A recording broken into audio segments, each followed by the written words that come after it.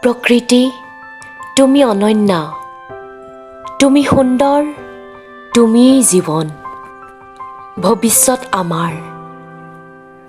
তোমাৰ প্ৰতিটো পৰশত প্ৰাণ পাই উঠো আমি, তুমিয়েই ভৱিষ্যত আমাৰ।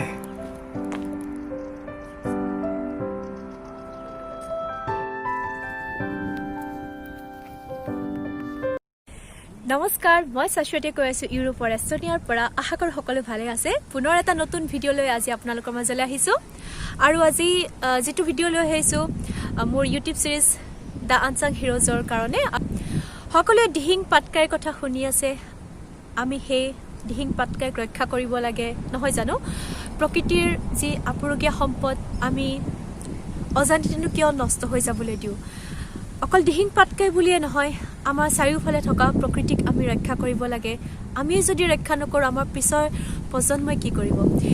গতিকে মই আজি এনেকুৱা এজন ব্যক্তিক লৈ আহিছোঁ, যি আজিৰ এই দিহিং পাটকাইৰ যিটো কথা ওলাই আছে, যি এক প্ৰতিবাদ চলি আছে, সেই প্ৰতিবাদৰ স্বৰৰ লগত মিলাই পেলাই মই তেনেকুৱা এজন ব্যক্তিক আনিছোঁ। আৰু তেওঁ হৈছে নগাঁৱৰ চামগুৰিৰ দীপজ্যোতি। দীপজ্যোতিয়ে প্ৰকৃতিক ৰক্ষা কৰিবৰ কাৰণে বহুতো কাম কৰি আহিছে। আহকচোন আমি তেওঁৰ সৈতে চিনা পৰিচয় হওঁ। নমস্কাৰ, মোৰ নাম শ্ৰী দীপজ্যোতি বৰা। মই অসমৰ নগাঁও জিলাৰে হয়।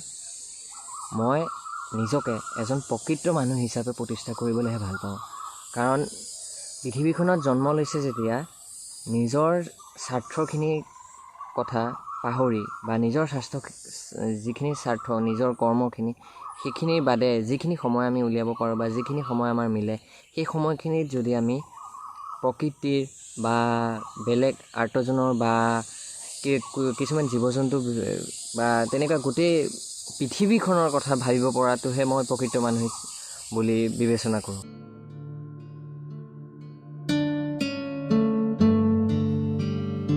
প্ৰকৃতিৰ বুকুতে থাকি ডাঙৰ হোৱা, প্ৰকৃতিৰ মাজতে থাকি কিবা এক কৰি যাবলৈ বিচৰা দীপজ্যোতিয়ে গছ-গছনিৰ সংৰক্ষণত গুৰুত্ব দিছে।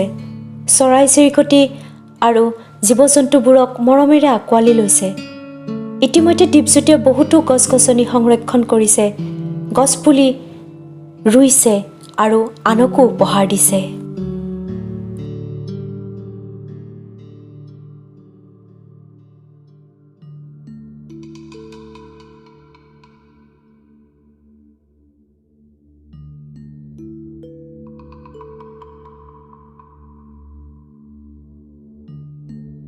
আমাৰ যিবিলাক ভাল কামখিনি আমি যদি ছ'চিয়েল নেটৱৰ্কিং ছাইটৰ জৰিয়তে আন 10জনক সেইখিনি দেখুৱাব পাৰোঁ, অলপ ইনস্পায়াৰ হৈ যদি মানুহখিনি আমাৰ দৰে ভাল হ'ব বিচাৰে বা আমাৰ দৰে কাম কৰিব বিচাৰে, তেতিয়া বহুত ডাঙৰ কথা সেইটো এটা।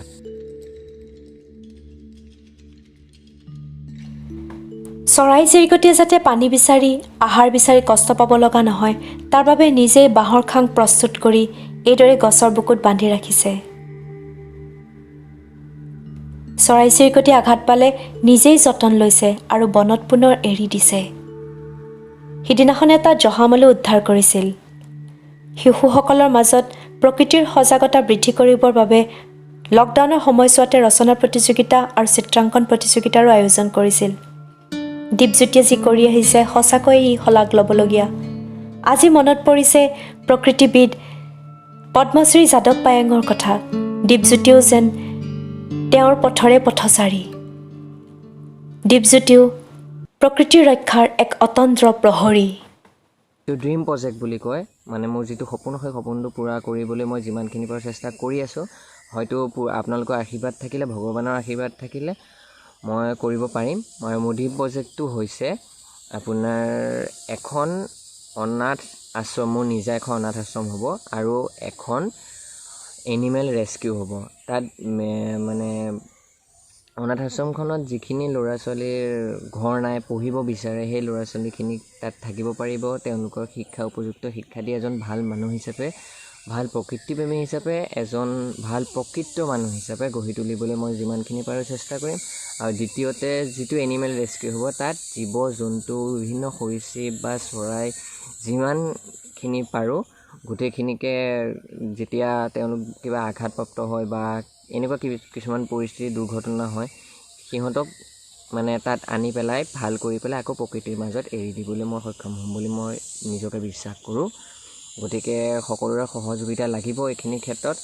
সকলোৱে নিজে এজন প্ৰকৃত মানুহ হিচাপে নিজকে গঢ়ি তুলিবলৈ চেষ্টা কৰক আৰু এজন ভাল মানুহ হিচাপে গঢ়িবলৈ চেষ্টা কৰক। ধন্যবাদ। জয় আই অসম। নমস্কাৰ। আশা কৰোঁ আপোনালোকে আজিৰ ভিডিঅ'টো চাই ভাল পালে। এনেকুৱা ধৰণৰ প্ৰতিভা যদি আপোনালোকৰ আশে পাশেও আছে, এনেকুৱা ধৰণৰ যদি ব্যক্তি আছে, মই মোৰ ডেছক্ৰিপশ্যন ছেকশ্যনত হোৱাটছআপ নম্বৰ দি দিছোঁ, মোক জনাবলৈ নাপাহৰিব। মই বিচাৰোঁ মোৰ চেনেলটোৰ জৰিয়তে আপোনালোকৰ লগত এওঁলোকক পৰিচয় কৰাই দিওঁ, আপোনালোকৰ লগতে আৰু বহুজনেও জানক এনেকুৱা ধৰণৰ প্ৰতিভা, এনেকুৱা ধৰণৰ ব্যক্তিৰ কথা, নহয় জানো? এই মোৰ প্ৰচেষ্টা। আৰু ইতিমধ্যে যদি মোৰ চেনেলটো ছাবস্ক্ৰাইব কৰিছে, খুব ভাল কথা, ধন্যবাদ। আৰু যোনে ছাবস্ক্ৰাইব কৰা নাই, অনুগ্ৰহ কৰি ছাবস্ক্ৰাইব কৰিব, লাইক কৰিব, কমেণ্ট কৰিব আৰু শ্বেয়াৰ কৰিবলৈ নাপাহৰিব। আৰু পৰিস্থিতি মানে এটা সন্তোষজনক নহয়, ভালদৰে থাকিব। নমস্কাৰ। জয় আই অসম।